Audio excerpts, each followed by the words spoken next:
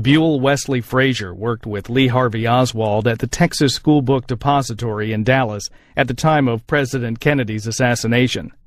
In this oral history recorded for the 6th Floor Museum at Dealey Plaza, Frazier recounts working with Oswald and Oswald's activities on the morning of November 22, 1963.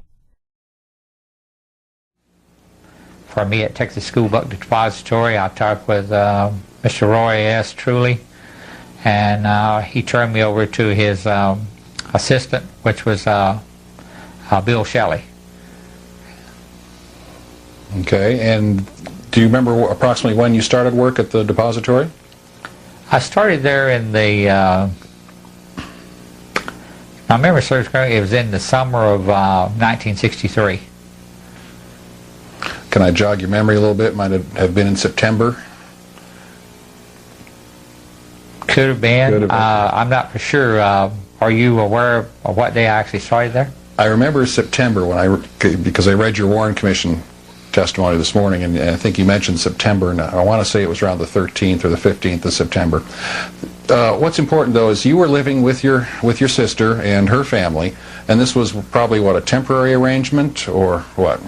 Yes, it was a temporary arrangement. I was going to live there with them until I found employment and I could move out on my own. Okay. And working in the depository, what was your job title and what kind of work did you do there? Okay, being employed by the Texas School Book Depository, I was employed as an order filler. And what I did there, I filled orders from different publishers. And by the way, if you're not familiar with Texas School Book Depository, we had several different stories that we stored our textbooks on. Different publishers, say for instance like Greg was located on the 5th floor, and then Scott's Foreman was located on the 6th floor, and I could go from any floor from the basement up to the top and pull the orders as needed. Now the depository book building at that time, there was some floors that was strictly for administration and clerical type work, and that started like on the 2nd floor. 2nd and 3rd and 4th floor, I believe, had offices on it at that time. So when you and your coworkers got your orders for the day, you knew basically by the name of the publisher which floor to find those books on? Yes, that is correct. At some point after you got hired, you must have apparently became aware that there might still be some openings, and you must have mentioned that to your sister? Because she supposedly mentioned it to Ruth Payne, a friend of hers. Is that how you remember it? Well, the way I remember it was that I was working quite a bit of overtime. Nearly every day we was working overtime. There would be some days that Mr. Shelley would give us a break. But my sister noticed that I was working a lot of overtime, and by the way, my sister's name was Miss Lenny Randall. She asked me, she said, are they doing any hiring? And I said, well, I don't know. I'll have to ask Mr. Shelley and see what he says. And so I asked Mr. Shelley, I said, are we doing any hiring? And he says, yes. He said, we're taking applications. So my sister used to meet with Ruth Payne and some of the women in the right there in the immediate neighborhood, and they would get together sometimes in the morning and they would have coffee, some type of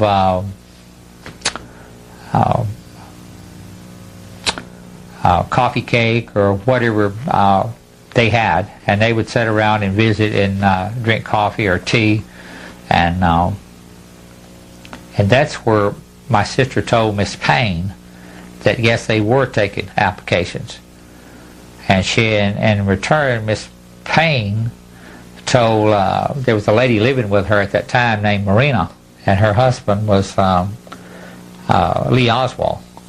Is Marina Oswald, and so she told Marina Oswald, and she in turn told Lee that he might go by there and fill out an application if he was still looking for work. So Do you think that your sister asked you about employment as a result of talking to Marina, or is it something that she just knew from talking with you, and then she told Marina? Well, the way I recalled, my sister asked me, were they still doing any hiring? And in these meetings or gatherings that sometimes the women would do in that neighborhood, I guess something must have came up about Marina's husband looking for work. And that's where my sister asked me, and then I checked with Mr. Shelley, and he said yes, they were, and the information got back to Marina and Lee through Miss Payne, and Lee came by and filled out an application. So when was the first time then that you actually heard of Lee Harvey Oswald? Not that you had seen him, but had heard of him. Right before he started to work there, my sister told me that Marina's husband was looking for work. But at that time, I couldn't tell you what his name was because I never had met the man. So when did you first learn his name, and that he was in fact going to be working at the depository, or did you? Well, the first day I met Lee Oswald was the day that he started to work at Texas School Book Depository. So before that time, you had not even heard his name? No, I did not know his name, or never had the opportunity to meet him. So how'd the meeting take place, and what did you think?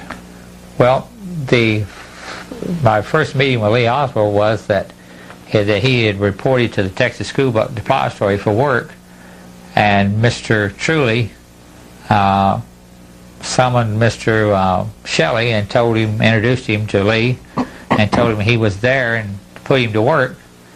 And after talking with him a short time, Mr. Shelley asked that I come to his office, and I did so, and when I reported to his office, he introduced me to Lee Oswald. And at that time, he told me that he would like for me to teach him how to fill orders. And I did that. What was your first impression of him? My first impression of Lee, he was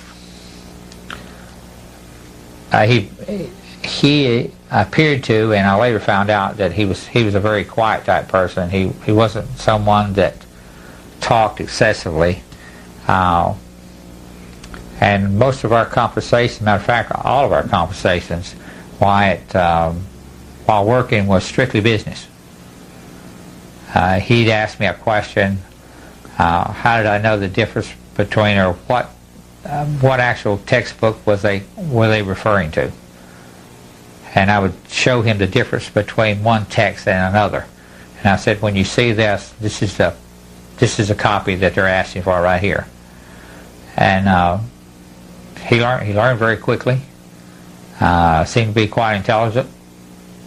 And it was a pleasure working with him because he never just asked you a question. It was always he was trying to find or understand. After reading the invoice that he had in his hand, if he had any question, he'd just come find me. Did he talk about other things or any other things, sports or politics or anything with you? We never talked politics. The two things that I could get a response out of Lee, and this especially when we were riding back and forth to Irving, it was two things that I could get a comment out of him. Was one about his child. At that time he had a small daughter, and his wife Marina was pregnant with their second child. He wasn't a big talker. You would get a chuckle out of him when you asked something about the children.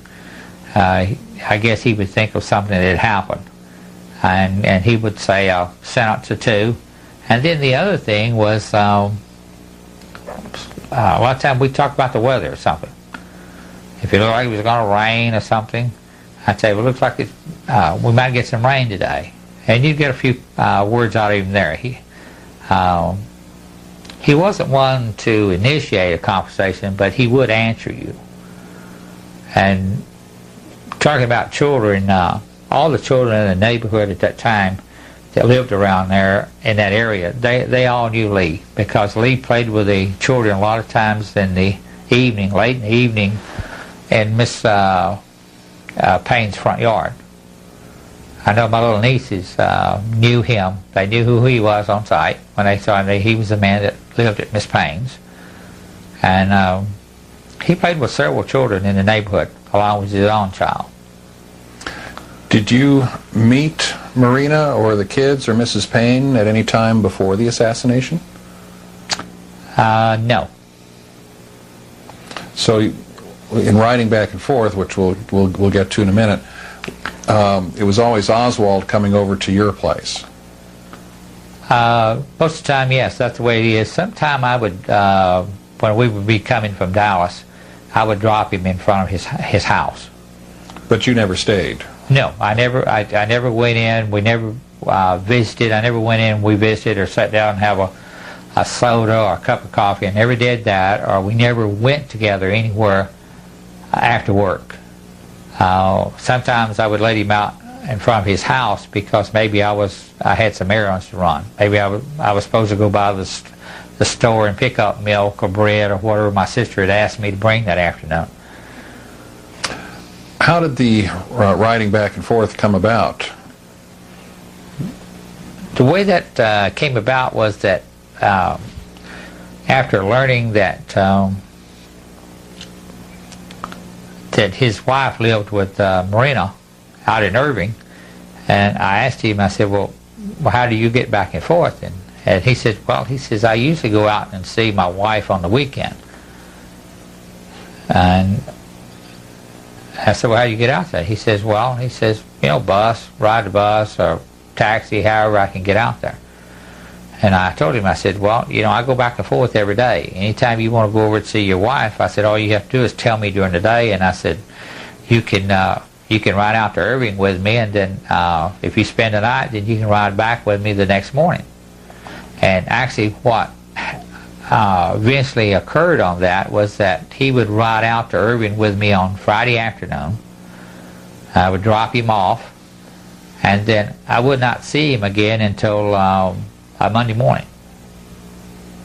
And I know sometimes people might ask, well, did you ever go anywhere together, or did you ever go to the movies or ball games, or did you ever do anything together?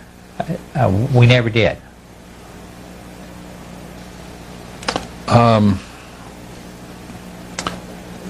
Did he ever offer to buy your gas now and then?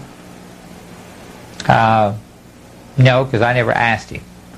Because he lived like less than a half a block. His wife lived with Miss Payne less than a half a block from where I lived. And I was going there, so I just always said to myself, well, it takes that much gas for me to go to work. Why charge him? Now, some people would, but I'm not that type of person. If I'm going somewhere myself, why charge someone? And he never volunteered, though, either, did he? I think he may have. I asked a couple of times, and I told him it wasn't necessary. I think at first he did. Since you asked me the question, I think he did, and I told him, I said, well, that's not necessary. Your regular routine started at 8 o'clock, and when would you guys normally break for lunch? Noon or so, or? I think it was 12 to 12:30. Okay. Where did you have your lunch normally? I usually had my lunch there at the Texas School Book Depository because I usually carried my lunch. A few times I did go down to a little diner that you could just go in and order and sit down. It was a little, which was now part of the West End. It was between the School Book Depository and the State Building.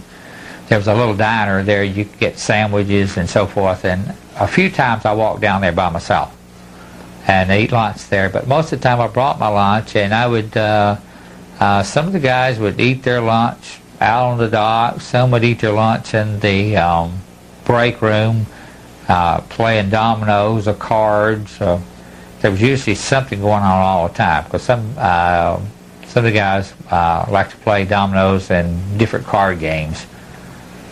The break room was also known as the domino room, and that was on the first floor? Yes. What part of the building? North, south, east, west? Okay.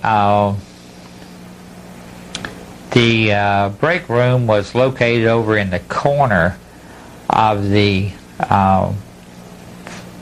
it was the first floor. Like if you walk up from outside, walk on the dock and walk into the first floor, it was in the corner, and it was to the left of Mr. Shelley's office.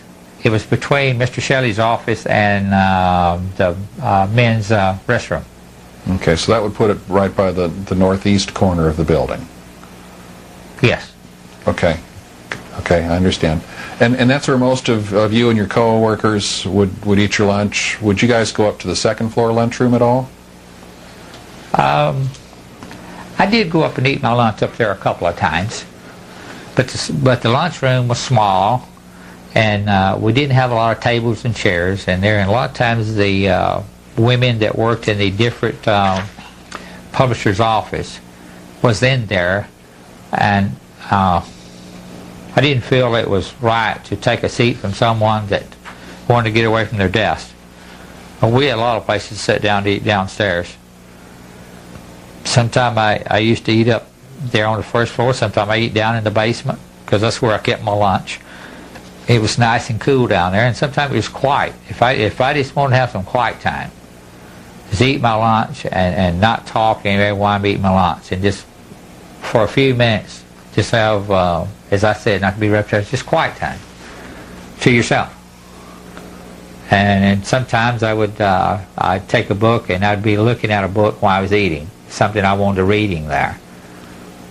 I often look through the books. We had a lot of publishers for anything from kindergarten through college.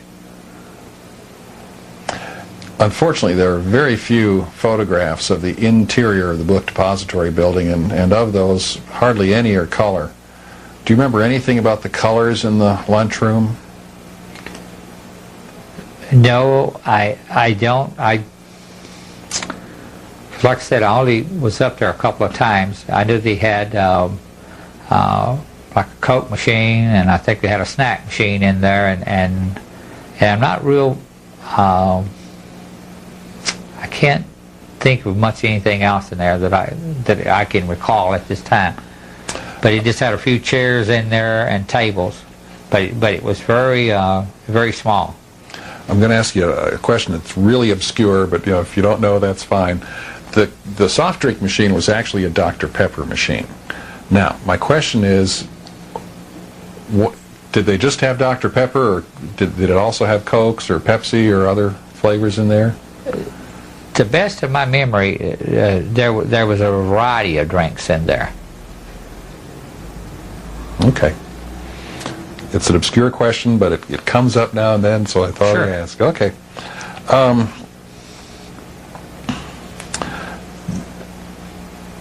I understand that there was a caterer who would come by in the mornings with lunch. Do you remember? I'm glad you brought that up, because I was just fixing to tell you I'd forgotten something.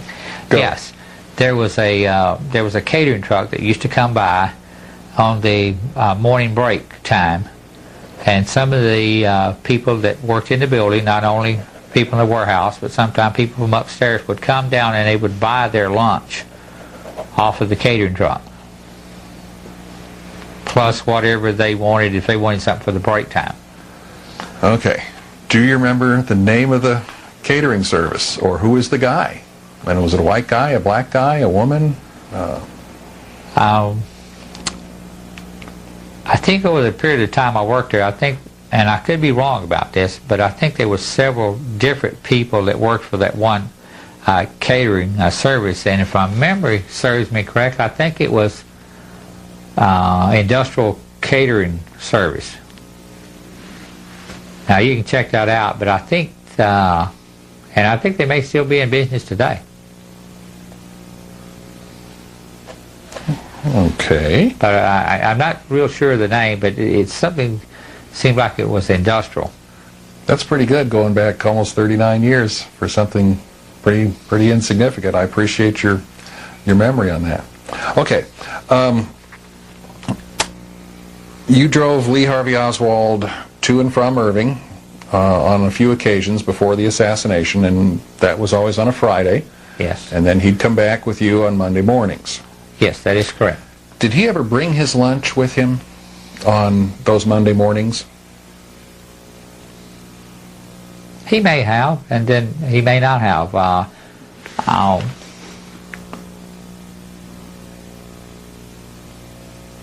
I'm not sure about during the week, but maybe a couple of times he might have brought his lunch, but I'm not real sure. Did you ever eat lunch with him? No.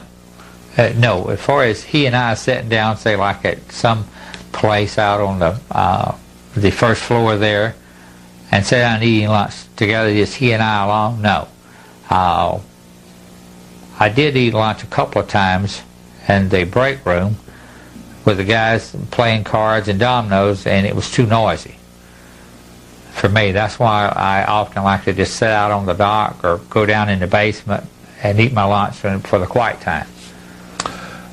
Of the crew that you were working with,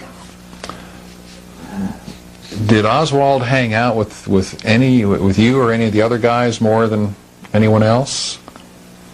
No, he really didn't. Lee tried to fit in, and he tried to mix in with the personnel that worked there in the warehouse.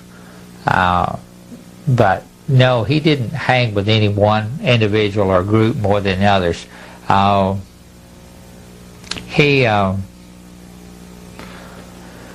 Even though he tried very hard to fit in, he didn't fit in very well with some of the other workers. Why do you think that is? Well, because sometimes he would make a statement referring to something, and some of the people would laugh. And he asked me about that one time. He said, "Why do they laugh at what I say?" And I said, partially because they don't understand what you're saying. And I said, they talk and describe things different than you. And I said, you talk on a little bit higher level. And I said, it's very easy to make fun of someone when you don't really understand what they're saying. I said, you take the spotlight off themselves and they put it on you. And he made the remark one time. He said, well, you never do that with me. And I said, no, I don't. Because I said, I was taught better than that. And I said, you don't make fun of someone. I said, if they say something you don't understand, I said, you don't make them appear to be something wrong with them in any or way they said something. And one day he and I was talking, and he said something, and then a few minutes later he called me over, and I had a dictionary, and I was reading this dictionary, and he said, what are you doing? I said, well, I'm looking up this word. I said, use this word in a sentence, and I wasn't quite sure of the meaning, the definition, and I said I was trying to fit it in where I could understand it better. And that's when he made the remark that I just said. He said, you never make fun of any comment I make. So I can understand, Oswald sometimes would, to use the phrase, he would talk over the heads of some of the guys he was working with, and they in turn would then make fun of him. And he didn't quite understand until you explained the facts of life to him about this. That is correct. So this wasn't a black and white thing or a rich and poor thing. No. And do you remember what it was that he was talking about? Well, sometimes, not anything in particular. Sometimes it'd be just like you would see something, and I would see something, and he would see something, or he'd read something in the paper, or had seen something on television, and he would be describing in his own words, to the best of his ability, what he had seen. And then that would happen. But I think he tried very hard to mix in with the people, but as you said, that he didn't realize it, but often he talked over their head, because he had whether it was through going to school or self-taught, his education was at a much higher level.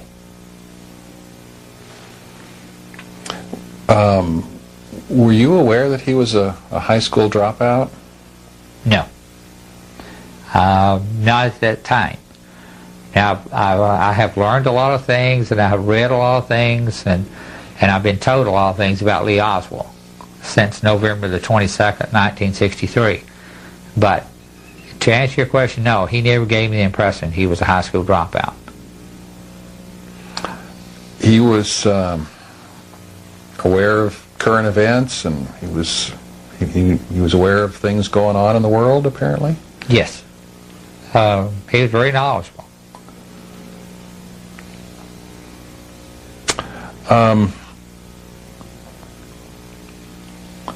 When did you first learn that President Kennedy was coming to town? And then the follow-up course would be, when did you first realize that he was going to come right by your building? Well, I think it was a day or two before. Just hearing people talk, they said that President Kennedy was going to be coming to Dallas. But that anything didn't register on me about that, because presidents, they visit cities in America and cities in other countries. That's a pretty common thing for them. For one reason or another, they go there for business. Where it's political, or whether they're campaigning, or they're trying to be a negotiator as in a peace type situation, or whatever. A president of the United States traveling to different points in the world is very common. So him coming to Dallas, no, that didn't mean anything particular to me. How about some of your coworkers? Was it? Well, the morning, Friday, November the 22nd, it was, I think, around break time. They found out that the presidential parade was going to be coming by the Texas School Book Depository at Houston and Elm Street. And a lot of the people was very excited about that. They says, gosh, we got a chance to see the president. And as they were talking, then they realized that he may come by before lunch break or after lunch break, and there's a possibility we wouldn't get a chance to see the parade. So someone had gone to Mr. Shelley and asked, are we going to get to see the presidential parade? And there was, I guess he checked with Mr. Truly, and Mr. Truly checked with his bosses who were up on the second floor, and they come back with a reply that yes, we would stop and everyone could see the presidential parade. And so we continued to work, and then at a certain time we stopped, and everyone got ready to watch the parade. The day before, Thursday the 21st, Lee Harvey Oswald came to you and asked you what? He asked me, I was over in the area where we would bring the freight shipments down that would be carried out to the different freight lines. And I was filling an order and putting it together, and he asked me, he says, can I ride home with you this afternoon? And not thinking about what day it was, I said, sure. And then a few minutes later, I don't know where it was due to, I looked at the date on the invoice I was filling, and I said, today's not Thursday. So when I saw him, I said, hey, I said, today's not Friday, today's Thursday. He said, I know that. He said, but he said, I need to go out to Irving. And he said that Marina had made him some curtains for his apartment, he stayed over an apartment in Dallas during the week and would go home with me like on Friday. So he was going out to pick up the curtain rods where he could hang the curtains in his apartment. Marina had made some curtains for him. Mm-hmm. Were the curtains ready, or was he just going to pick up the curtain rods, or? Well, from the way he explained it, they were ready and he was going to get the curtain rods to hang the curtains. So you thought, okay. Uh-huh. I think from your Warren Commission testimony, you indicated that you guys would get off work at like 4:45 or so. That could be correct, you know. Okay, so you guys, did you walk together out to your car? When we, like on Friday afternoon? No, on Thursday afternoon, the day before. So I want you to talk about taking Oswald back to Irving. Okay, I'm sure we did, because that was the only way he was going to get in the car with me to go home, because it was, like I say, several hundred yards north of our building, and I would go down from the parking lot there. I would go around and go down that Continental Street to what is now known as 35. Okay. Simmons. This will be a little thing also, but just see if I can tweak your memory a little bit. Do you remember what he was wearing? Was he in shirt sleeves, or did he have a jacket on when you went to the car? What he was actually wearing, no, I don't remember, but it was in November, so the chances are we were wearing jackets or long-sleeve shirts then, according to whatever someone wanted to wear. Did he have anything with him? Was he carrying anything, or were his hands empty? Or? Oh, I understand what you're saying. You want to know if he carried anything from the Texas School Book Depository with him that day on Thursday, home with him. And the answer is no. How certain are you? Pretty certain. Didn't have a box or a package or anything? Not that I know of. I know he didn't have a box or a package. What'd you guys talk about on the way home that afternoon? You and Lee. I really don't remember, but if we talked about anything on the commute out to Irving, it would have to be in something in reference probably to his children. So there wasn't any talk about Kennedy coming by tomorrow? Oh, no. Now, I know that next day, Friday, November the 22nd, the parade route was published in, I think, all the papers, the Dallas Morning News, and at that time there was a Dallas Times Herald, which is no longer today, but they were both published in the papers, I believe. Okay, so you and Oswald head back to Irving from the depository on Thursday. You dropped him off at Ruth Payne's house, and that's the last time you saw him until the next morning. That is correct. So he then came over to your house, or did you drive over to Payne's house to pick him up? How did that work? Oh, you mean on a Friday morning? On Friday morning, On the Friday morning, Lee came down to where I lived with my sister, and she lived on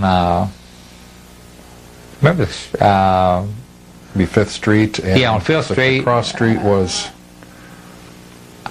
I think the number was 2439.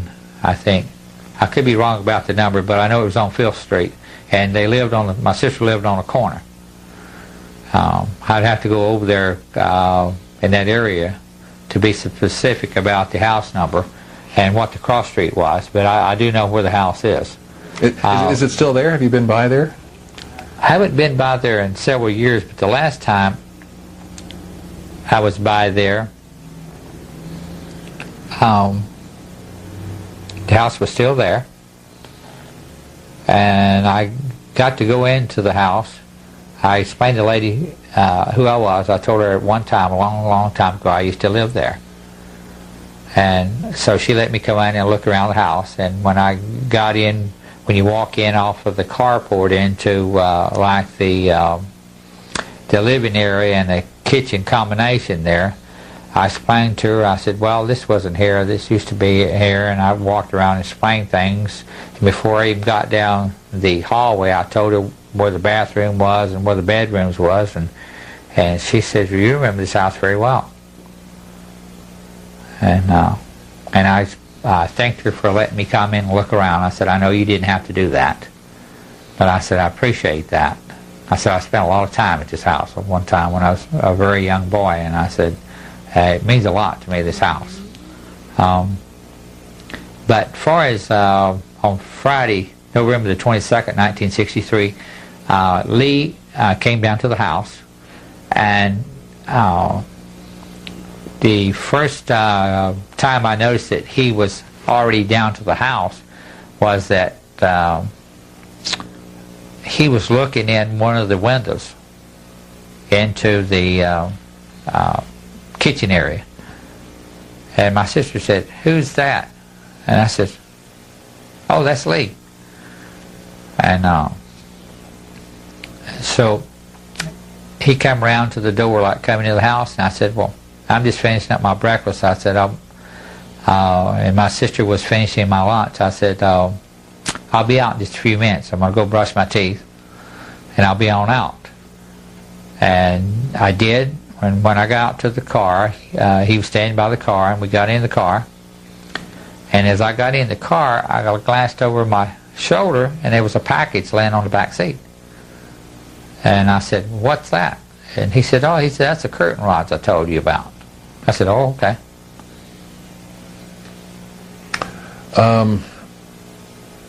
At that time of the morning, which I guess would be like 7:15, 7:30, because I know in your testimony you made it clear that you had to be at work by 8. Yes. So, was it raining?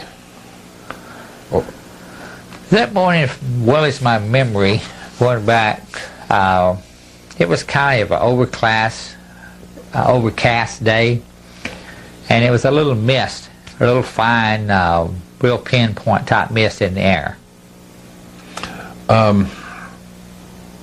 So you get in the car, and Oswald gets in the front seat with you? Yes. And off you go, taking the same route that you normally did, out to Story Road, down to what is now called Airport Freeway, and then into Stemmons, and then to Continental, and then into the parking lot. What was that ride like, and what kind of things did Oswald talk about, if anything? Well, that morning on the way to work, he was like no other. I mean, he was just the same as he was any other time that he rode in with me on Monday morning. But this particular day, it was Friday. He's quiet, just watching the traffic, and I mentioned, I said, just kind of overcast and misty today. But later on, the mist stopped, and the sun broke through the clouds, and it came out, and it was a real pretty sunshiny day. That happened, though, after you'd already gotten to the depository. Yes. On the way in, let me back up a little bit. On these rides back and forth, did you have a radio in your car? We did. Did you listen to the radio? Yes, sometimes. The reason I asked, was there talk about President Kennedy coming to Texas on the radio that morning? That I don't remember, because most of the time it was mainly music that I listened to. I didn't listen too much. I wasn't too much into listening to the news like I am today. I listen to the news a lot more than I do music. But at certain times of the day, if I'm riding along, I know where the dials to go to hear the most updated news, and I'll do that. Well, what I'm getting at is I'm trying to find out if there was anything about Oswald's demeanor that was different in any way from any of the other times you guys had gone back and forth. No, I've been asked that. I'm sure you have. And I can't put my finger on any one thing. because he was very quiet, and he very seldom ever initiated a statement. Usually he would answer me something I had asked him. But no, there was no mention of the president coming to Dallas that day or anything. So, as best you can remember, and I know you've thought about this many times over the years, as best you can recall, this was a day like any other day as far as Lee Harvey Oswald was concerned, at least as best you can tell. Yes. It was just like any other day. You normally get up to go to work. I knew it was Friday, and unless we was working overtime, and sometimes we did work on Saturdays and heavy shipping season, but most of the time you knew that when you got off that afternoon, you would be off until Monday morning. And just no different today as it was back in 1963. A lot of people look forward to Fridays. But whether anything was different about the way he acted or anything, no, I can't remember that at all. Because except to answer that he appeared to be himself. But the thing that I know now that I didn't know at that time was that on that day a young boy would leave and go to work, but he would return as a man. When you arrived and you parked, you've told this part of the story many times, that you sat there in the car and you were revving up the engine a bit to get the battery charged and all, and Oswald got out of the car. He must have reached into the back seat at some point and grabbed his package, and off he went toward the depository, and you saw him walking ahead of you. Was that different than his ordinary routine?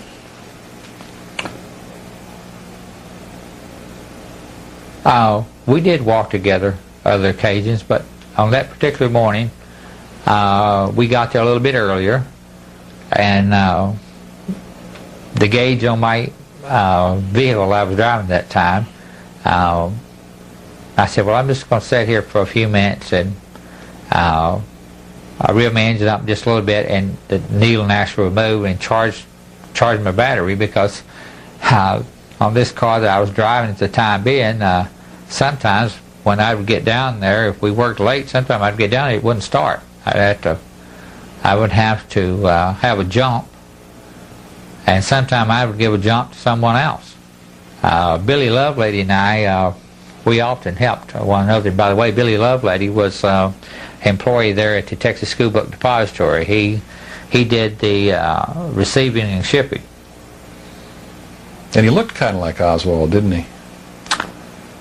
Well, the only thing they have in common is they both have a high forehead. If you would put Lee Oswald beside Billy Lovelady, you would have a Mutt and Jeff team. One was slender, and the other, Billy Lovelady, was short and stocky. And their personalities were nothing alike. It was totally the opposite. Billy Lovelady was a big kidder. Real happy-go-lucky guy. Lee was very quiet and observant. Lee was about 5'9" or so. How tall was Billy? I don't actually know how tall he was, but I would probably say Billy was probably maybe in the 5'2", 5'3" area. And I'm not sure about whether that's correct or not, but maybe 5'4" at the most, probably. I talked with Billy on the phone in 1980, I believe it was, maybe 79, not too long before he died. Yes. And he told me a story. Billy told me that, yes, he was aware that there was a certain facial similarity between he and Oswald. And he said, Gary, some of the guys in our crew purposely called Lee Billy, and they called me Lee. And he said, I thought it was funny as hell, but Oswald didn't like it at all. It really got him hacked off. Does that ring a bell for you at all? The other thing I can remember about, I think I remember something similar to that, and the reason I can barely remember just a little bit, because I wasn't present when a lot was going on. I happened to come over to the area where Billy was writing his freight bill of ladings, and something was said, and people was laughing, and I turned around and I said, well, what are they talking about? But that could very well be true. But he was a short guy, you say? 5'2", Yes. 5'3"? Yes. So these conspiracy theories that came up later, that Lee Oswald was actually standing on the steps with you and the other guys, it's just silly, isn't it? Yes, because you can't see me, but Billy, there's one photo that is often been discussed. It shows Billy Lovelady standing on the steps of the school book depository. Well, back in the shadow where you can't see me, I was standing back there. And I know that's Billy. And I've been asked about that photo. Do I know that individual? And I said yes. Matter of fact, I think the Warren Commission asked me about that photo. And I told them, I said, yes, that's Billy Lovelady. And they said, are you sure? I said, yes. And they said, could it be Lee Oswald? I said, no way. Some of the people who ask you this, I assume, are the Kennedy assassination researchers. When you tell them that, yes, that's Billy, what is their reaction? Oh, they listen to what I have to say. Do they try and talk you out of it, or are they disappointed? No.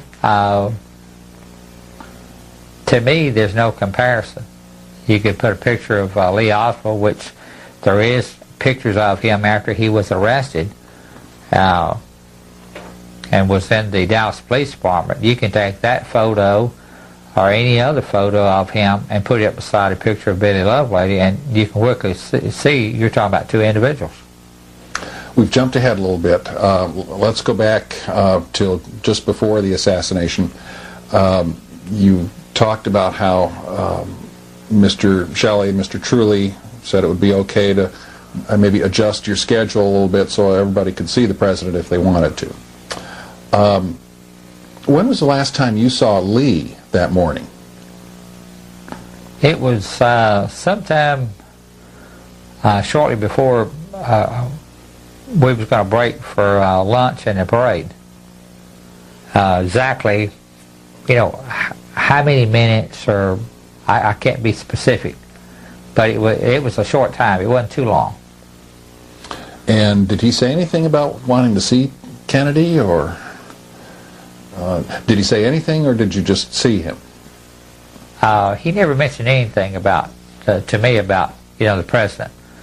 And actually, after the people that worked in the area I worked in the warehouse there, filling or packing the orders or whatever, when they found out that we were going to get to stop and see the parade, there was often a lot of chatter, and a lot of people was excited about that.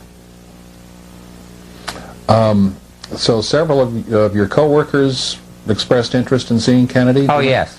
Do you remember which ones? I remember when I was over getting some orders out of the box, Lee Jarman told me, he says, we're going to get to stop and see the parade. And I said, well, that's nice. I said, that'd be great. And different employees had different reactions, but everybody was excited because, to my knowledge, I don't know if any of them had ever had the occasion to see an American president himself. This would be my first. So you and some of the others decided that I mean, you were all going to go out and see the president, whether together or separately or whatever. Right. So where did you go, and how did you wind up where you were? You told us a little bit about it already. Okay, I was standing at the top of the steps, the entrance to the Texas School Book Depository. I was standing in the shadow because I was taller, so in order not to keep someone that was shorter than I from being able to see, I thought it would be a good idea that I stand in the back. And the shorter people could stand on the steps and everyone could see. And that worked out really well because I had seen pictures of the president and Jackie and like Life magazine and so forth like that. And when they turned from Houston Street on to Elm there and started down to the underpasses there, I remember remarked to myself, I said, well, they look just like they do in the pictures. And in my own way, I had my own photography. Had you thought about bringing a camera? No, because as I said earlier, I didn't even know. I wasn't aware that the parade was going to be coming by the School Book Depository, and at that time, I didn't even own a camera. So it wasn't done really me any good if I had thought about it, because I didn't own one. How about some of the others from the depository? Did anyone else have a camera that you know of? Not that I know of, but maybe someone did. If it is, I'm not aware of it. So you don't recall seeing anyone in the crowd immediately nearby having a camera? Well, now, there was people there to watch the parade that had cameras, but not anyone that I knew personally. Did you see any cameras on your side of the street, you know, the depository side?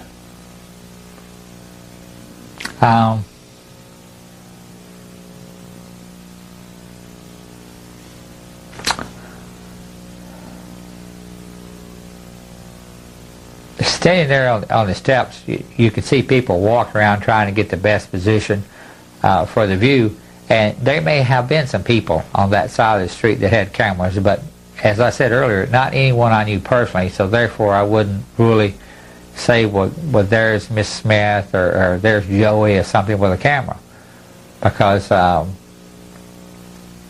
was just really excited to be able to actually get to watch the parade. You were standing on the top step then? Yes. Or actually the landing part, I yes. guess. Okay. Was there anyone back there with you? Yes. There was a lady that worked up in one of the offices, and I do not remember her name. Was she off to your right or off to your left? To your left. Was there anyone with a camera up where you were? Not that I know of. Now, they could have. I mean, maybe I just didn't, wasn't aware of it or didn't notice it, but not to my knowledge. Okay. So you and Billy Lovelady and who else was out in front there with you? Bill Shelley. Bill Shelley. And there was some women that had worked in the offices there. Several of them was there. None of the other order fillers were there with you? No. How long were you out there before Kennedy came by? Not very long. 5 minutes or? I really can't be specific, but I know it was a short time. Did you remember, I want you to be careful here that you're not recalling something that you've read about later on. Did something happen in the plaza shortly before Kennedy came by that was out of the ordinary? The only thing I can remember that I thought was a little unusual, and maybe it wasn't, but it was a little unusual to me, but then I just thought that the the motorcycle policemen that were escorting the president's car, there was several of them, and they were, because they was getting pretty close to getting onto the freeway, and I don't know how many blocks they had gone in this parade, but they were kind of climbing around, cutting their motorcycles on and off, and make them backfire and so forth. And I thought that was a little unusual, but then now that I've had time to think about it, but at the time being, it didn't seem anything unusual to me. So this is before the shooting. Yes. And there are police motorcycles in the area. Yes. That may or may not have been part of the motorcade, and you heard them backfiring. Yes. Now the motorcycles that I heard backfiring were motorcycle policemen. There wasn't any others, say like a spectator on a motorcycle. Okay. No, there wasn't that. The only motorcycles that was actually running, and they were cutting them off and cutting them back on and making them backfire, was the policemen. And so they were doing this on purpose. Why do you think they were doing that? I have no idea. Okay. Do you remember an ambulance in Dealey Plaza before the motorcade came by? No. Have you heard about that since then, that an ambulance came by to pick up a guy? You hear a lot of things, but I haven't heard anything about that. Okay. That's an event where, if you had been there, if you had seen it, you probably would have remembered it. The ambulance was gone a good 5 minutes before Kennedy came by. So that tells me that you probably didn't get out on the steps until about 12:25, and Kennedy came by at 12:30. So, okay. At some point, you must have become aware that the president's getting pretty close. I mean, I would assume you heard that the crowd was cheering. I assume you could have heard some of that noise. And then finally, the motorcade turned on Houston Street and started coming up the street towards you. Take it from there. What do you remember, and what did you see? What did you hear? The only thing I remember is seeing that the car in which the president and his wife and John Connolly and that'd be Nellie was riding. I was just so captured by that because I'd never gotten that close to an American president that I could actually see, and I was observing all the things right around the car in which he was riding.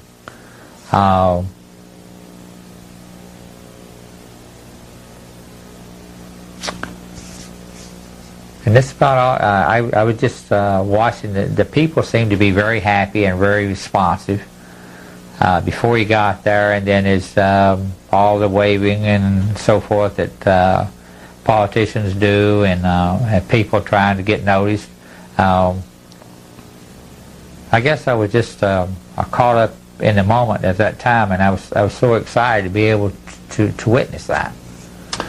So the car is coming up Houston Street, and it makes a left-hand turn right in front of the book depository doorway. So as you're looking straight out, the car is completing the turn.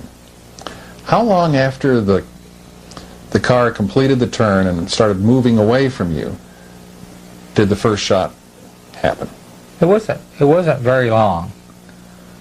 Yeah, there was a shot, and as I said earlier, from listening to the motorcycles that was leading the president's car that had been backfiring, at first I thought it was a backfire from a motorcycle. So it sounded pretty much like the backfires. Yes. But then, shortly after, there was two more. And by that time, there was really chaos. There was people running and everything, and you knew something wasn't right. From where I was sitting, you couldn't see because there was people standing out on the curb there to the street that was going down to the underpass. So therefore, I couldn't actually see what was going on in the president's car. Kennedy had actually dropped below. Yes. Okay.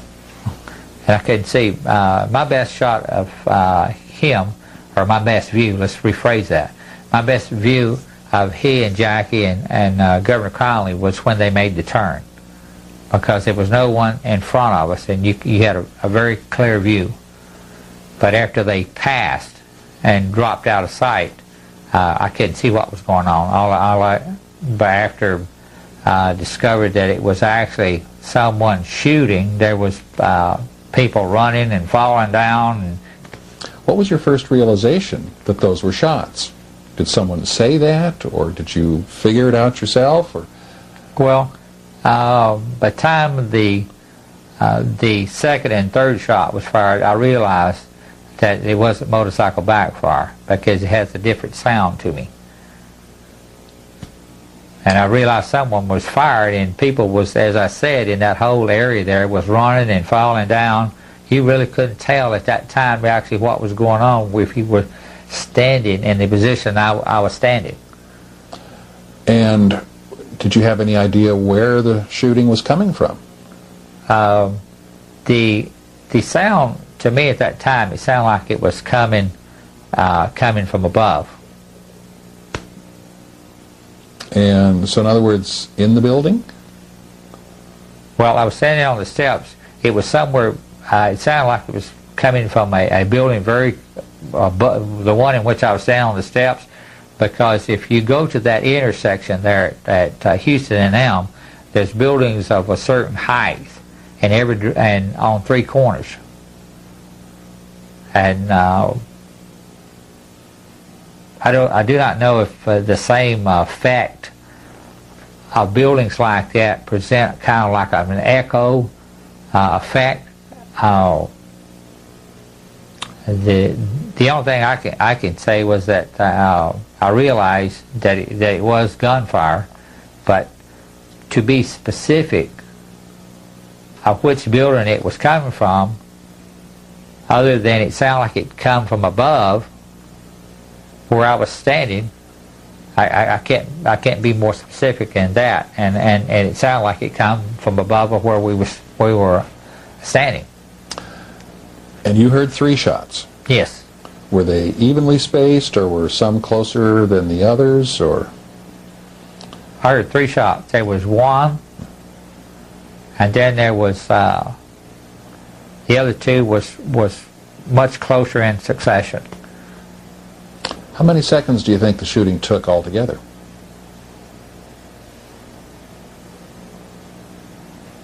I don't know exact, but probably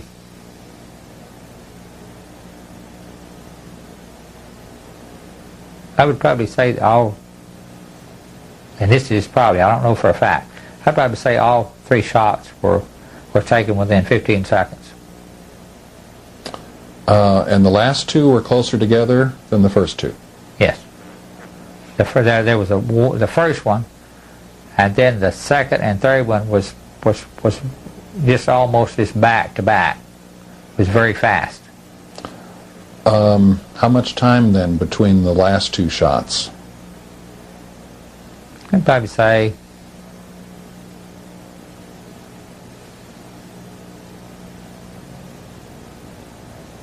maybe 5 seconds, if it's that long.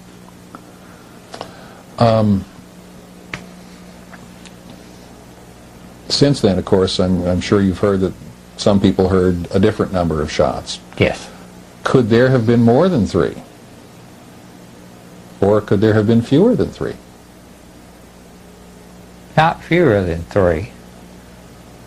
Now, if someone, like I said, if you go to that area, and I'm not well versed enough to debate something on a echo or acoustics type fact, but if 2 weapons fire at the same time, which would be very hard to do, but anything's possible, I guess. Maybe there could have been more than 3, but I know of 3. I heard 3.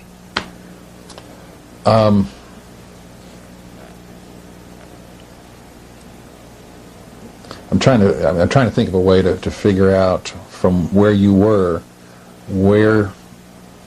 when the shooting actually started. When you stand in the doorway of the old depository building today and you look straight out, directly ahead is that street light, or the traffic light. Yes. And had the car gone very far? Where was the car in relation to that traffic light when the first shot was fired? Can you explain it that way? Well, it would be hard to pinpoint that because not knowing the speed of the car, but it wasn't very far after it dropped out of my sight. Well, okay, maybe that's the way to do it then. The first shot, when the first shot was fired, you could not see the car at all at that point? No, I couldn't see the car. Okay, because the intersection there is kind of flat and then it starts to go downhill. It drops off rather quickly. Yeah, so it was after the car had dropped down when the first shot was fired. Like I said, the car was out of my view when the first shot was fired. And you'd asked me earlier about how long did I think the three shots that I heard had taken, and I told you 15 seconds. If you would take and fire a shot, say like for instance on the first second, and then the second shot might not have been somewhere to like the 8 to 10 seconds, and then the third one on the say like somewhere between the 10 and 15. Okay. What did you do next? Well, after the first shot, and then when the second and third, I walked down on the steps to where Billy was originally standing, because my memory serves it correctly, Billy and Mr. Shelley had gone down the street that ran right in front of the depository there. They had walked down there, and the lady I was standing by, we just stayed right there on the steps, and then people somebody come running by and said they'd shot the president. Well, by that time it was really chaos, and I thought the best thing to do was just stay still and stay where somebody can see you, because at that time there was policemen all around and they had their weapons drawn, and I thought it'd be best just to stay still. How long did you stay on the steps? Oh, a few minutes, and I may have walked a short way down that street, you know, in front of the Texas School Book Depository. I think it's usually referred to as the Elm Street extension. Okay. Well, I may have walked a short distance down there, and then I thought maybe it's best that I just turn around and go back to where I was. Okay, let me make sure I understand. You stayed, to the best of your memory, you stayed on the steps for 2, 3, maybe 4 minutes, something like that. At some point, though, you walked part way down that the extension street. Okay. Yeah, Elm Extension. And then you came back up the steps and we stood around there and we talked for a little while, and then we went back inside the building. When you say we talked, I mean, you're talking about Bill Shelley? Is he still there, or? Bill Shelley and Billy they had gone further than I had gone on the street, and there were so many people running and everything, I lost them. I didn't know where they were. I would probably have gone further if I could seen Billy and Bill Shelley, but not being able to pick them out of the crowd. I just said, well, I was going back to the steps, and I did that, and I stayed there, you know, a few minutes, and the lady I was standing by, I told her, she asked me, and I said, well, I don't know any more than I did before I went down there. And I said, and so we went back into the building, and people that worked there began to come back in, because there was women that worked there for the publisher, they were crying and everything about, they shot the president and so forth. And so I realized that I hadn't eaten my lunch. Now, I know this may sound strange, but I was hungry. I'd been a young boy, you're usually hungry, so I went back into the building, and I had gone down to the basement, and I sat down and I was eating my lunch, and there were several plainclothes detectives, and I remember a policeman, a uniformed policeman. He came by and he asked me how long I'd been there and had I seen anybody, and I says, no, I hadn't seen anybody unusual down there. I said, I heard somebody over, it was two ways you could go down into the basement. It was right there by a belt that went up to the meter where Junior put the postage on the packages, and then over right by where Billy Lovelady would write up the freight bill of ladings, there was a entrance, and you could go down into the basement that way. It's a stairway.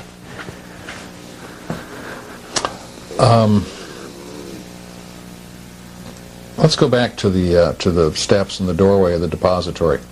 First of all, let me ask you, do you remember what kind of clothing you wore that day? What color? What kind of shirt did you have on? I'm asking because I'd like to be able to find you in some of these early pictures of the depository. Probably had blue jeans and boots on, Western boots. The shirt, I don't too much remember, but I know that day I had a jacket on. When you were outside? Oh yes, because it was cool that day. Okay. I had a jacket on, and matter of fact, the jacket that I was wearing that day was my FFA jacket. And what color was that? It was a dark blue, but on the back I think it was yellow writing of FFA. FFA stands for? Future Farmers of America. And then it had the city from which I came. Okay. Did you see Lee Oswald at this time, after the assassination? No. Have you heard subsequently how he left the building? Well, there's been a lot of rumors when we were outside the building before we'd gone in. I remember seeing Lee come from the dock area and walk up the street beside the Texas School Book Depository building, and there were so many things going on, and I saw him as he walked up, and he went across Houston Street, and I thought he may have been going to get him a sandwich or something, so I really didn't think anything about it. And I lost him in the crowd, and I don't know what happened from there. How long after the assassination do you think this was? Oh, probably 5 to 10 minutes, probably. So, you remember seeing him briefly coming down Houston Street along the side of the building? Yes. So that told you that he must have gone out the back door by the loading dock? Yes, by the loading dock. That's exactly right. And did you see him cross Houston Street? He crossed Houston Street and then started across Elm Street. And I turned because someone said something to me, and I turned to answer them. And then when I turned back and looked in the direction, he was gone. Could he have come out the front door of the depository? No. No.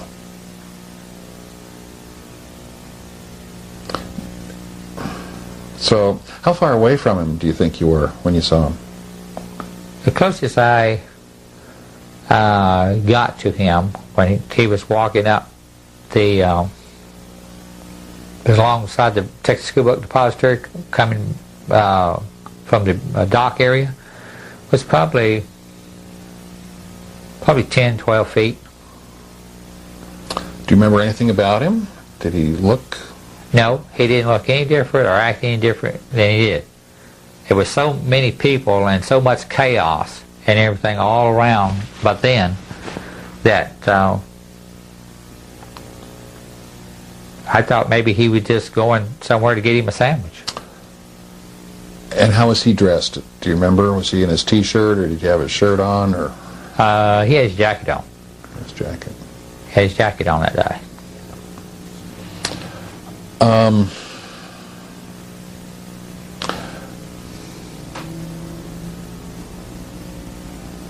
Let me regroup here. So at some point you finally went back into the building, then went downstairs into the basement to eat your lunch. Yes. You were down in the basement when some investigators, police or whatever, came in. Yes. You were all by yourself down there? Yes, I was all by myself, and they asked me, had I seen anyone come down into the basement where I was there, or did I see anyone go up the stairway there by the belt? And I told them, I said, no, sir. And I told them I did hear somebody over on the stairway, but I never could see anybody. I heard somebody over there, but I couldn't see anybody. So I don't know, but maybe it was just one of the investigators or policemen, in the searching of the building. Golly, I had a question there and it went away. Had you seen anyone in the building that day that you didn't recognize? No. No strange faces? No strange faces. At some point then, you must have thought, what am I going to do for the rest of the day? Am I supposed to stay here and work, or are we dismissed? What do we do? So, what did you do? All right, after I ate my lunch, I went back upstairs, and by that time on the first floor there, people were milling around, people that worked in the building there, and were talking and everything. And Mr. Shelley got us together, he and Mr. Truly, and we had a roll call. And where did this take place? Outside Mr. Shelley's office. In his right there between Mr. Shelley. Mr. Shelley's office was right next to Mr. Truly's. If you came in if you would have entered the Texas School Book Depository building by the steps on which I was standing, watching the parade, when you come into the building there, to your right would be an elevator going up to the offices, publishers' offices, and if you would have come straight through the double doors there, then you would be, and right to your right was Mr. Truly's office, and there was a counter there that a lot of time teachers would come and for a will call and pick up a textbook, and we had the will calls laying right there, because sometimes Mr. Shelley would say, here, a will call, they'll be about to pick this up shortly. And I'd go and pull it, and I'd bring it back up there, and then actually he'd check it before letting the teachers have it.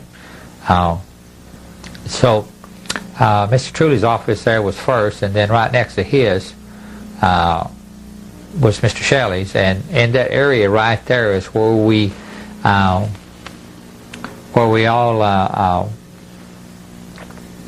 grouped together there, and we had a roll call. You and the other guys who were order fillers in that?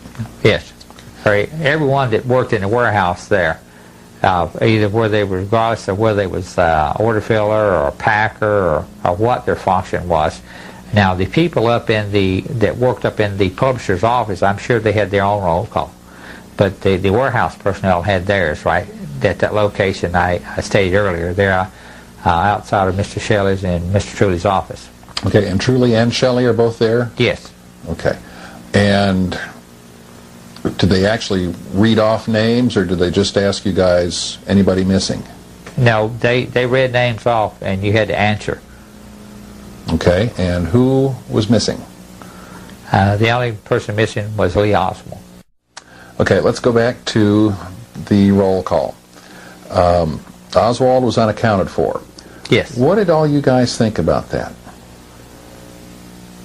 Well, at first I didn't think anything about it because I thought he might have, as I said earlier, he might have walked over, because in some of the buildings around there, there was places that you could get sandwiches.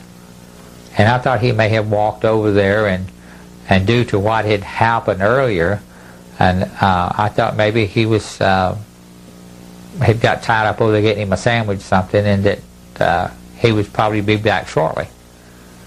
Because nothing was made of it at first when he wasn't there.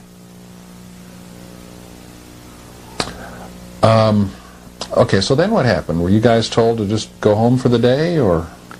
Well, after we had the roll call and we stayed there for a short time, I don't know exactly how many minutes it was, but when they realized that Lee wasn't coming back, Mr. Shelley got the okay from management upstairs off the second floor that due to what had happened that day, that we were just going to shut down and call it a day. And that's what we did. During the roll call, you mentioned that Truly was there. Yes. Do you remember him saying anything about having seen Oswald?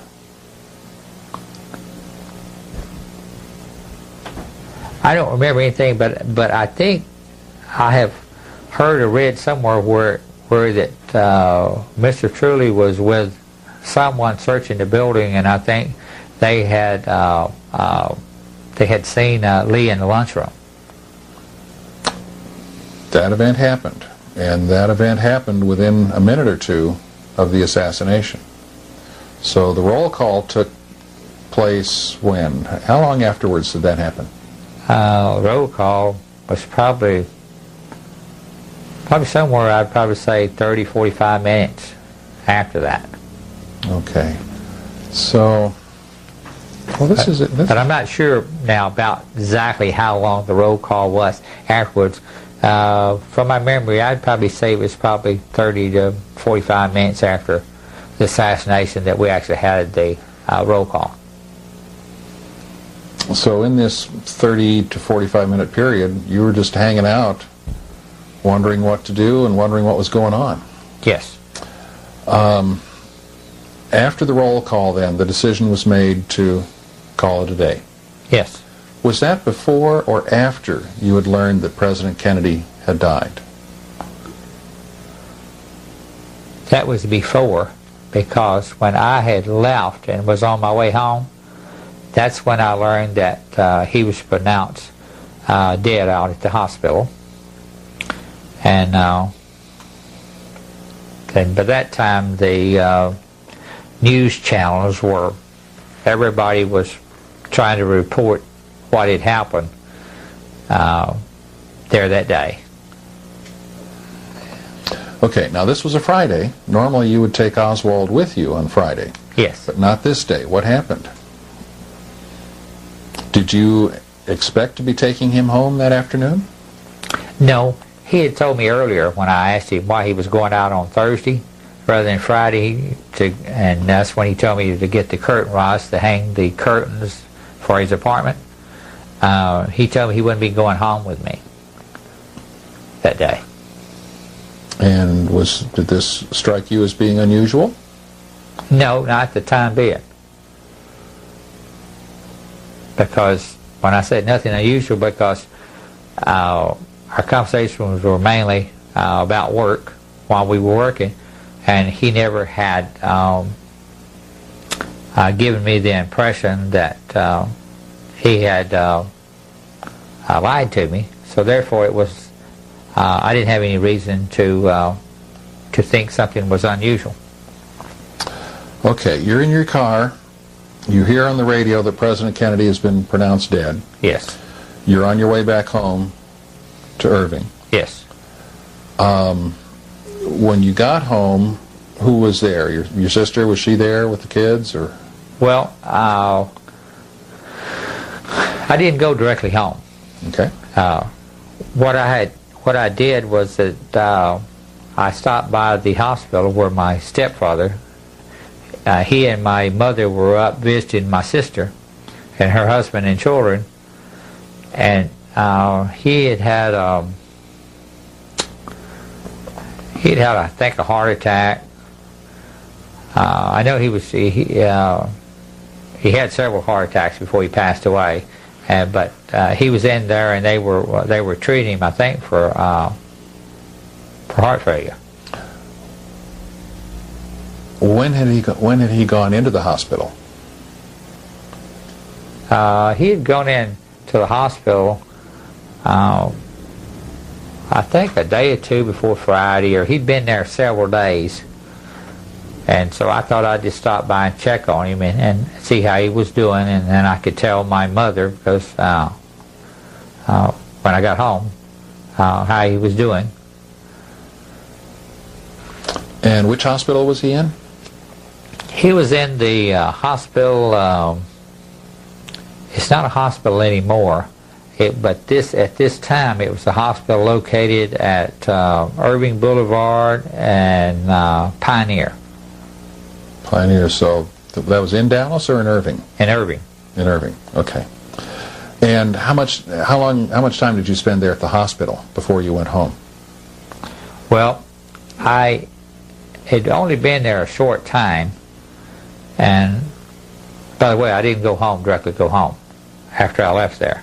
I was there a short time, and the nurse came into the room because a nurse earlier had asked me. They were giving him I don't know, it was glucose or whatever they was giving him. She asked me to count the drops per minute to check her, and I was doing that because she was going to be back in a minute. And another nurse came in, not the one that asked me to check the drops per minute that he was getting on the medication that they were giving him, but she said, you have a phone call. And I said, well, just patch it to the room and I'll get it. I thought it might have been my mother or somebody calling to check on my stepfather. And she said, we can't do that. You'll have to come out here to the nurse's station and take the call.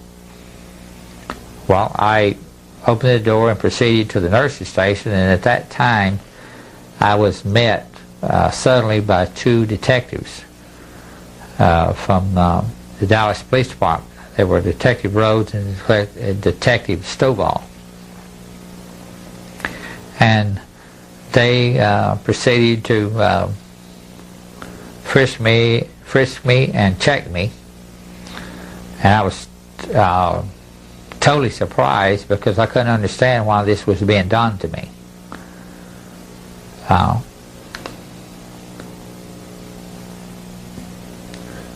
And after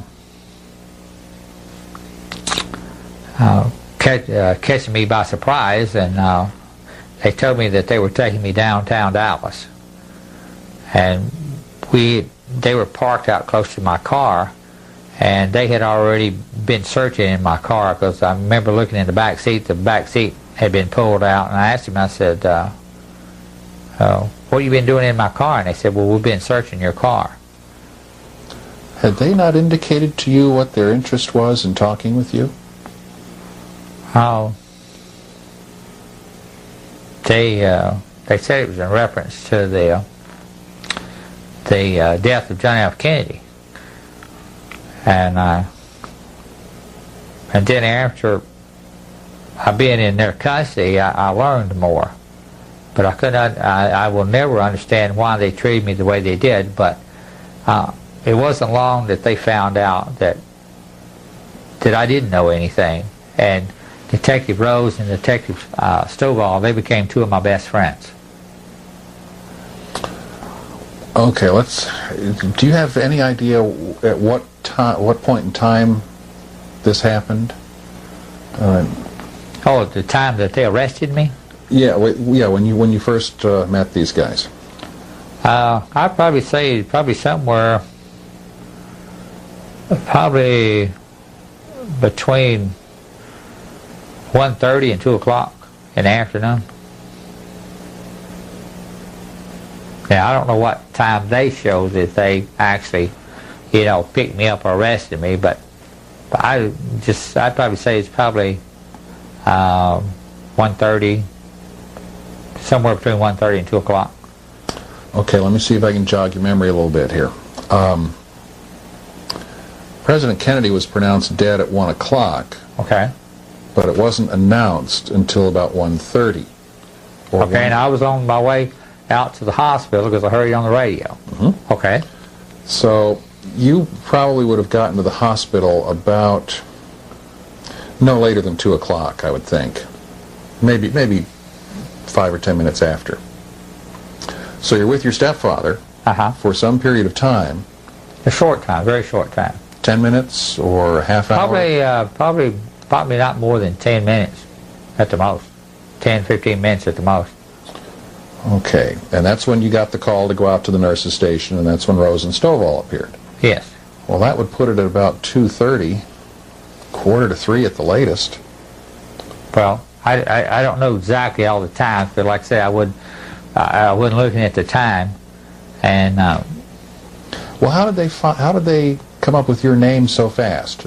Did they ever tell you that? First of all, did they tell you that back then, or have you subsequently learned from them how they got your name?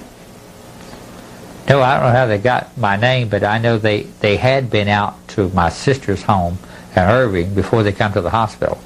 So they learned from Lenny where you were. I think I called her once I got to the hospital from the phone in the room. I think I called and told her that I was up at the hospital and I was going to stay up there for a while.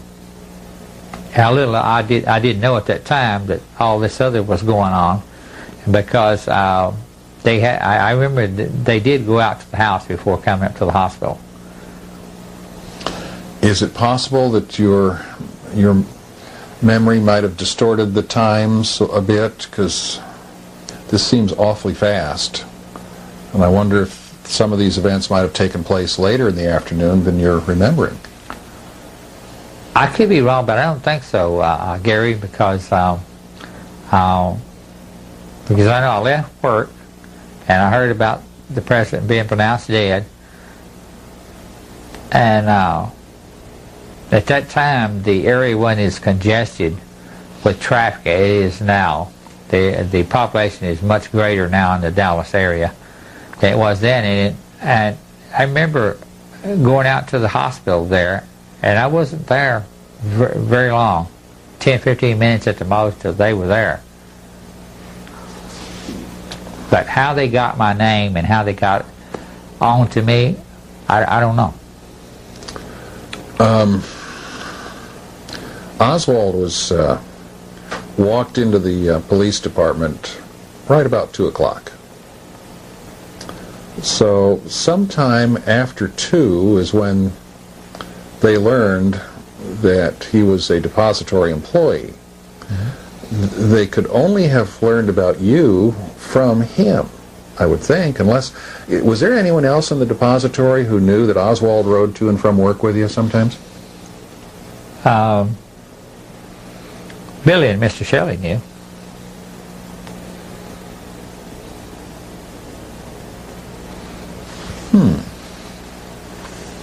Well, I wonder if the police could have heard from those two. Well, of course, then, see, they still have to tie in Oswald's name to all of this. And how that occurred, I can't answer that because I have no idea. Now, maybe if you would check with Detective Rose and Detective Stovall, because they worked under Captain Will Fritz. Maybe they could give you a better idea about that. But that I can't help you with because I don't know. And you say since then you've become friends with these guys? Have you seen them recently? No. When I want to clarify that I became friends with them. Not like somebody I would see on a weekly or day basis or something like that. But after they thoroughly checked me out and they interrogated me for quite some time, they had gone to Captain Will Fritz and says, "This kid doesn't know anything. He's clean." But Captain Will Fritz wouldn't accept that. And they told me that and they had other people in the police department, and there was other detectives beside them that had cross-examined me. It was quite intense. It was just one cross-examining after another. A team would work on me for a while, answering me questions, and I'd tell them what I could, and then somebody else would come in. This went on for quite some time, and they finally were convinced that, hey, I wasn't guilty of anything. I'm just a person in the wrong place at the wrong time. And they both gave me their cards and told me that if I ever had problems about this, be sure to give them a call. And somewhere over the years, I would put them up. I don't carry them in my wallet. I did for a long time because I was real afraid that someone would ask me about that. And but that is my friendship with them. That afterwards they found out that I wasn't involved in this, and I could talk with them more freely. But so they took you from the hospital up in Irving all the way down to downtown Dallas. Downtown Dallas, and you were there for how long? I was there, it was after midnight before I got to come home. Really? I was there quite some time. They said that at one time they were taking me home, and they started out Stemmons Freeway and probably got out to some area around Inwood or Mockingbird, and then they turned around and took me back again, and I went through some more questioning and so forth. And by the time I got out of there, it was after midnight.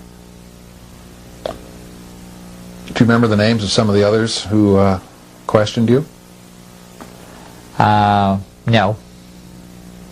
I have a third name. I have three names here. You've already named two of them. Adamczyk. That was his last name. Say again, please. Adamczyk. I don't remember that name, but at that point, things were happening so fast.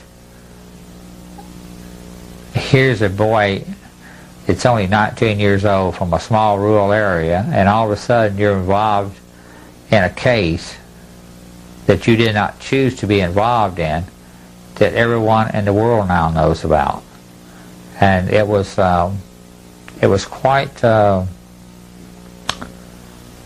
horrifying experience for me, because I never had any problem with the law at all, and then all of a sudden I was in the process of trying to be tied into the assassination of John F. Kennedy.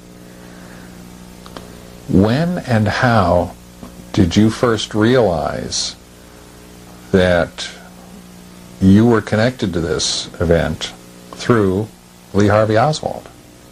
When they arrested me. Did they tell you why?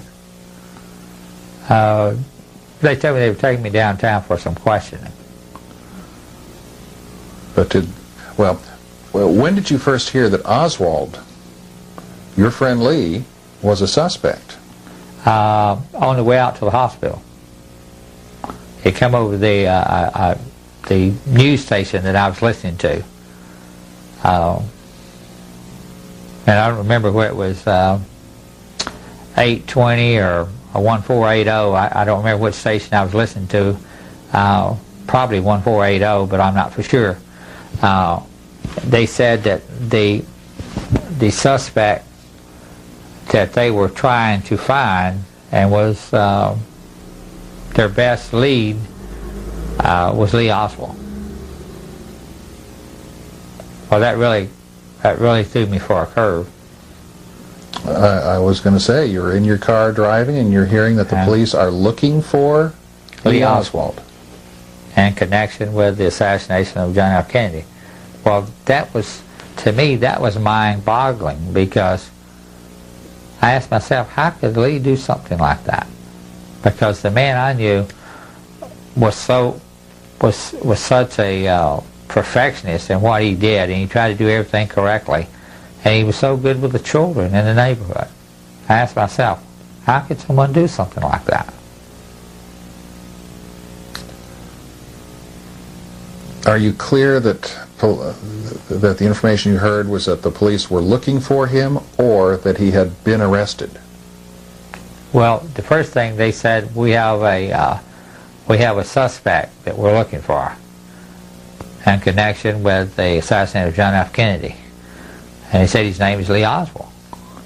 Well, I knew that the chances of that being somewhere, and then they said, well, he was employed at the Texas School Book Depository. Well, I knew that was the same Lee that I knew. And this did not make sense to you, that No. Oswald could be connected? No.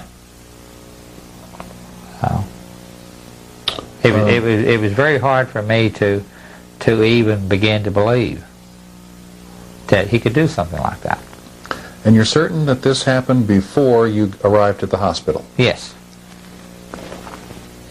Now, what time this news thing was, and exactly what time it was, I was on the way out to the hospital to see my stepfather. I can't be specific, but I can only estimate. We were talking about the interrogation sessions at the Dallas Police Department the afternoon and evening of the assassination, and you were telling me about, they really grilled you. I mean, they really questioned you. Do you remember some of the questions they asked and what they were trying to find out? They were trying to find out if I was involved with Lee Oswald in the assassination of John F. Kennedy. And I don't remember the questions exactly, but they were over and over. Two officers would come in and interrogate me, and they would go through the questions several times. And during this, when I was doing this, they had me looking straight ahead into the wall. I couldn't look left or right. I just had to answer them. And when they would tire or decide that they couldn't get any more information out of me, then they would leave the room, and then two more detectives would come in, and they would begin to interrogate me. And it was the same questions over and over and over. And after numerous hours, they finally realized that I was telling them all that I actually knew. When was the first time, then, that you realized how you were connected, other than just taking him to work, taking Oswald to work that morning? That first occurred to me when I was arrested out at the hospital, where I was visiting on that Friday afternoon with my stepfather, when Detective Rose and Stovall arrested me and took me downtown. Did they actually arrest you, or just say, "Come with us, we want to talk to you"? Or they didn't put me in handcuffs, because I remember I requested that. I said, I won't be any problems. I said, just don't handcuff me, embarrass me in front of my stepfather. And they followed that request. And I had gone downtown with them, and once downtown, then the interrogation, or trying to find out what my involvement was, if any, to what extent. And that went on, as I said, not to be repetitious, quite a few hours. Did they actually pull out the handcuffs, though, when they first talked to you out at the hospital?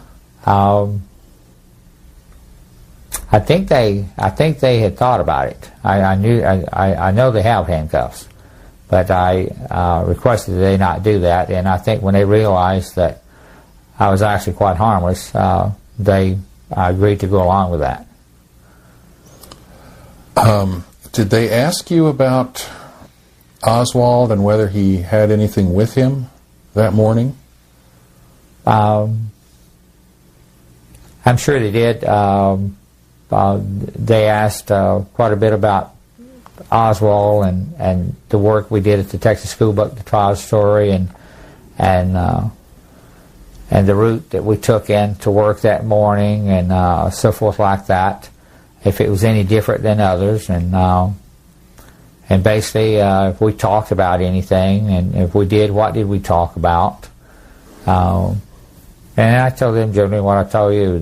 The most thing you could comment you could get out of Lee was about his child or a child that was unborn, and the weather.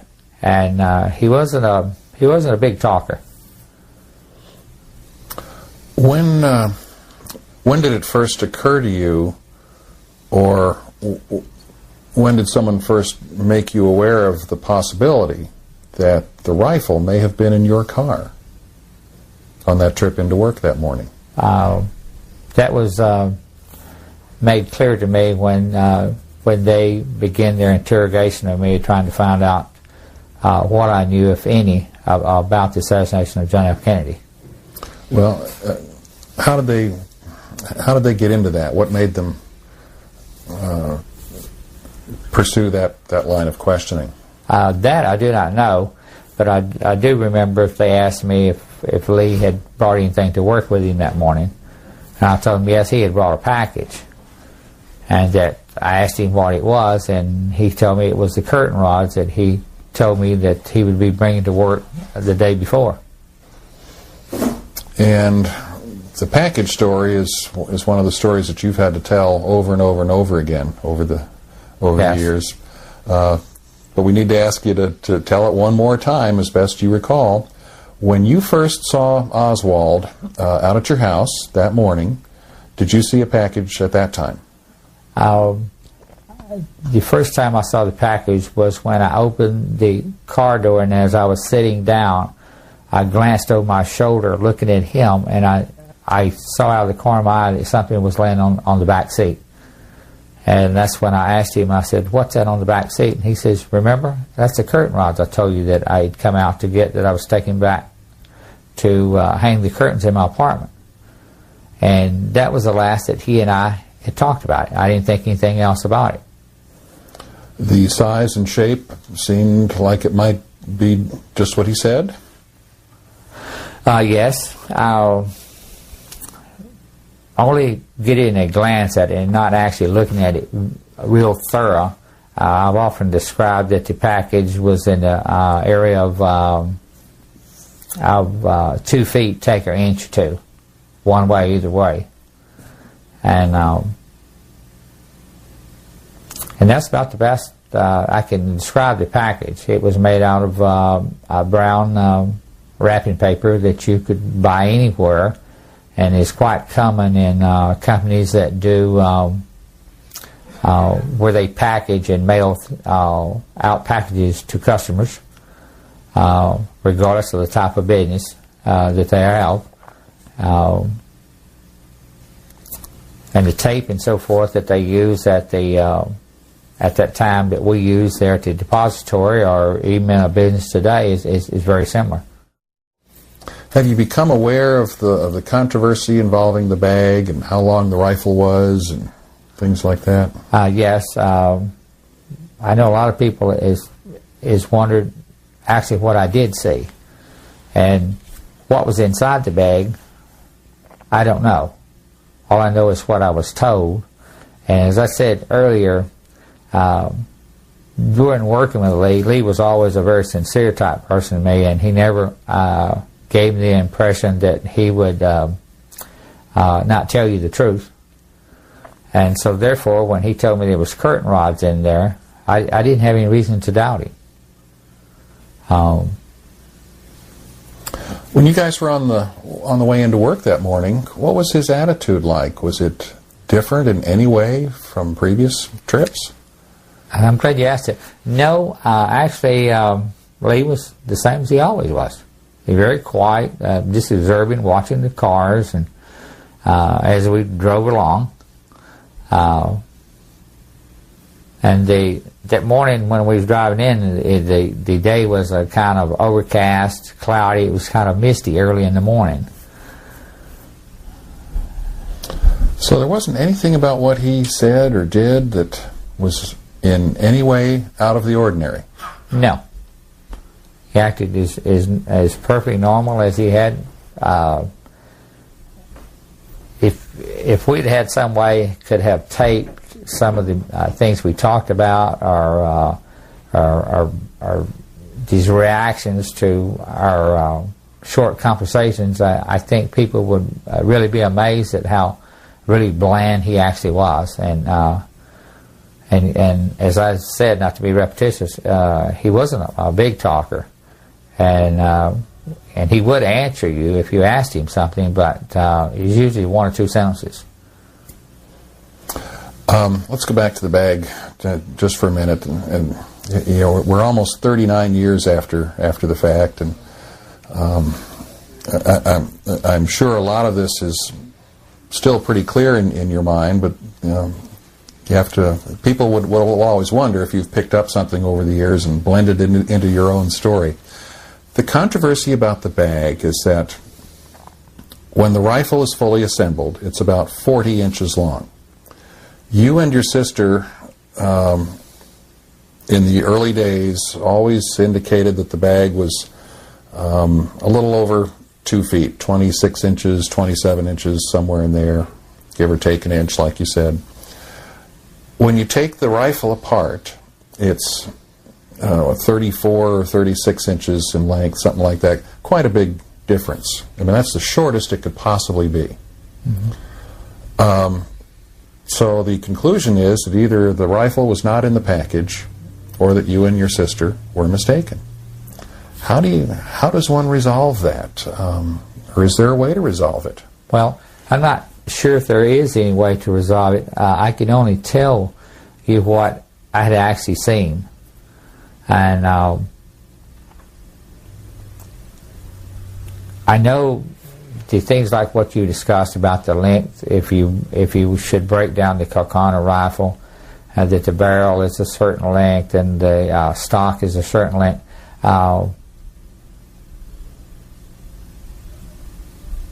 We'll really never know actually what was in that bag.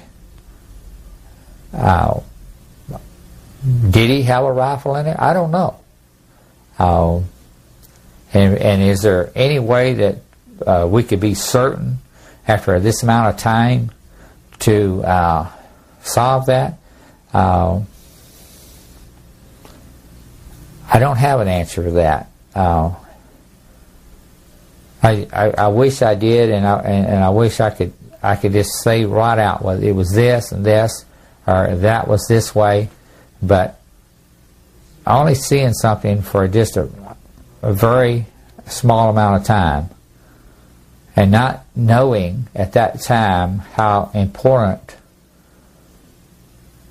the short time that you had to look at was going to mean later on, and how much significance it would be on that. I'm sure a lot of people has come up with their own conclusion, but I would like to assure you that my sister and I are telling you the truth at actually what we have seen. Now, where one wants to believe that or not, that's up to them. But I know what we did see, and that's all I can tell you. Where were you Sunday morning? Well, Sunday morning, actually, I was in the kitchen, the same place I was on Friday morning when Lee had come down to the house. I was in the kitchen and eating my breakfast, and we were watching we was watching the news. We had the television on, and they were getting ready to move Lee Oswald from the place that they had him at that time. And while we were watching, we witnessed through television Jack Ruby shooting Lee Oswald. What was the reaction, and what were your thoughts at the immediate, your immediate thoughts? Well, I was kind of sad to see that, because knowing what I knew at that time, I was hoping that we could clear this all up. By that way, Lee would be able to stand trial, and we would find out if he was actually guilty of assassinating President John F. Kennedy, or if they had the wrong person. What did you think? Did you think he did it? Well, I've been told a lot of things. I've read a lot of things. But I've never been completely convinced that Lee Oswald did that. And I know if you sit on a jury and in a courtroom and listening to a trial, and if someone is trying to, or being prosecuted and trying to get a conviction, a death penalty, I could not vote to put someone to death by whatever method, whether it be legal injection or electric chair or whatever method the state would use. I could not do that unless I was 100% absolutely sure that that individual did that. If there was a fraction of doubt in my mind that there's a possibility that we don't have all of the facts, then I couldn't do that. And Oswald didn't fit that? No, not to me. What was it about him that made you question? The thing that I've asked myself, and I don't have a degree to substantiate this, and I'm sure there's been some people somewhere in some time that have done something similar to this, but on a smaller scale, that have been guilty, but maybe got away with it. But my theory or basis is listening to the children as they spoke of him, his kindness. And usually when you find an adult that is kind with children, I'm not saying they can't become a murderer or assassinate someone, but I think it's highly unlikely. Because I just don't think, unless they were very desperate or put into a situation that they had no choice. And I know there's probably people that will listen to what I have to say and disagree with me. And if you disagree with me, that's your privilege. That's because we live in America. And then that's one of our rights here in this country, to be able to think for ourselves. Now, sometimes what we think may not be correct, and we could be correct on some things but wrong on something else. But after all this time, I'm not totally convinced. And that would have been the interesting thing if Lee had been able to live and we could actually have gone to trial. We wouldn't be sitting here talking about this now, because we would have solved and got the correct answer. What do you think the correct answer really is? That's a very good question.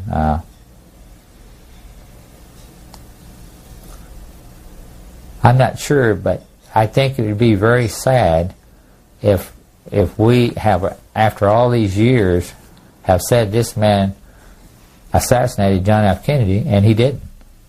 Did he or did he not? I don't know. But I'm not convinced that 100% that he did that. And if he'd have been able to go to trial, I think it would have answered a lot of questions. and hopefully we would have come to the